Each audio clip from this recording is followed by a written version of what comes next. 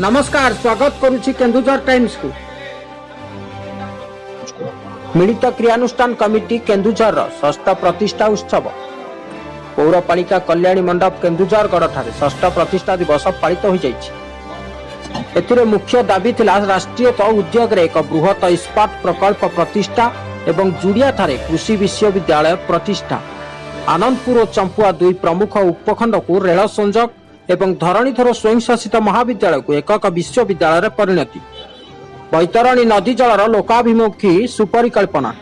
एपरी बहु मान्यगण्य व्यक्ति जोगदेवा सहित सुरेश साहू पूर्वतन पौर उपाध्यक्ष आनंदपुर एवं माँ धनई सेवा संघर सभापति विष्णु प्रसाद बारिक, ज्ञानरंजन मिश्र, आलोक मिश्र, मोहन परिड़ा, माधव सरदार, किरण बाला नायक, संजीव बेहेरा, सरोज साहू, रवींद्र नायक, संजय नायक, ममता देहुरी, सुसंता नायक, प्रणय पाणी, दीपक मिश्र, निरंजन नायक, जयकृष्ण पंडा, रामनारायण द्विवेदी, देवाशीष मिश्र, जुबुली मिश्र और बहु सदस्य उपस्थित थिले। Bureau report Keonjhar times.